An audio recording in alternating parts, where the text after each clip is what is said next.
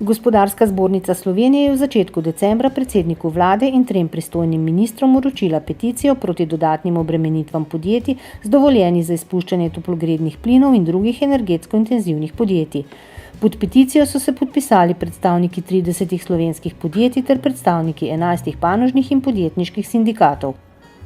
Menimo, da gre za kratkovidno delovanje vlade, kajti našega trenutnega stanja ne more rešiti povečevanje obremenitev gospodarstva. Na seji upravnega odbora GZS je bil zaradi napovedi dodatnih obremenitev gospodarstva sprejet sklep, da Gospodarska zbornica Slovenije prekinja pogajanje za socialni sporazum za gospodarsko rast in nova delovna mesta 2015 do 2016. Vse dokler se jasno ne zagotovi stop kakršnikoli dodatnim obremenitvam gospodarstva. Kljub intenzivnemu prepričevanju se vlada ni odrekla nameri, da bi dodatno obremenila gospodarstvo. Zato je GZS konec meseca skupaj s Konfederacijo sindikatov Slovenije Pergam organizirala protestni shod pred poslopjem vlade Republike Slovenije, na katerem so sodelovali predstavniki vodstev prizadetih podjetij, sindikatov in zaposlenih. Jaz mislim, da se moramo začeti pogovarjati v tej državi, kako bomo več naredili, da bomo imeli kaj deliti, ne samo o tem, kako bomo delili, pa vzeli tistim, ki še kaj imamo.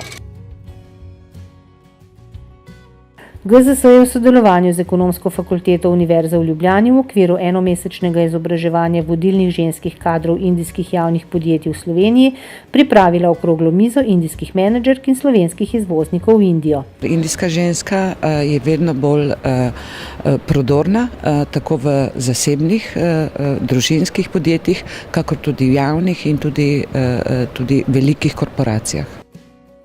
Ob obisku poslovne delegacije iz ruskega Tatarstana je potekala slovensko-tatarstanska poslovna konferenca. Po uvodnih predstavitvah so se gospodarstveniki o priložnostih za razvoj in sodelovanje pogovarjali na okroglih mizah po posameznih sektorjih.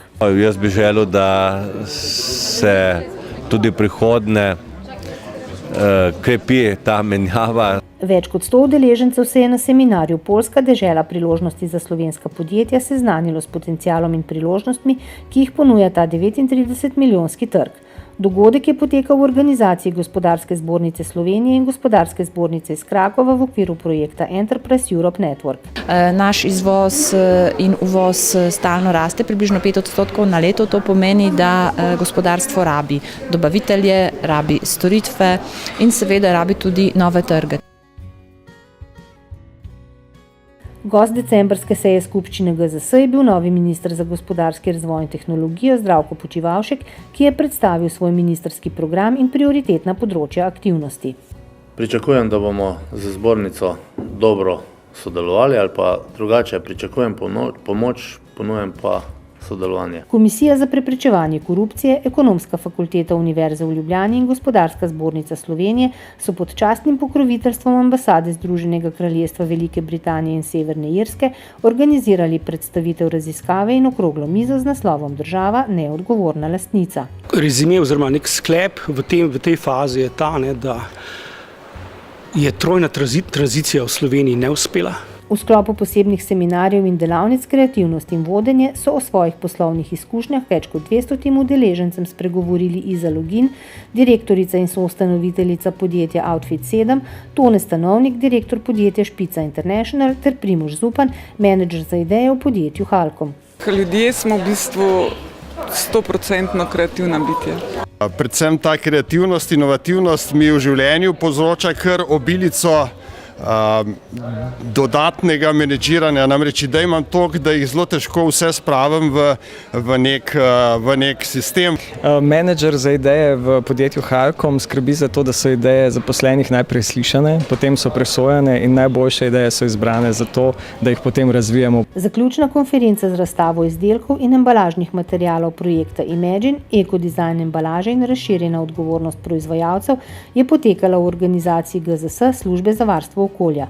Udeleženci so se na konferenci seznanili z različnimi vidiki ekodizajna embalaže in pomena sodelovanja različnih akterjev pri njeni zasnovi ter prednostmi, ki jih imajo lahko pri tem podjetja. Ekodizajn je tehtanje različnih vidikov okoljskih, oblikovalskih, funkcionalnih. Centr za poslovno usposabljanje, ki deluje pri Gospodarski zbornici Slovenije, je pripravil prvo konferenco o internacionalizaciji za mala in srednja podjetja z namenom podpreti izvozne strategije z inovativnimi in ustvarjalnimi trženjskimi pristopi.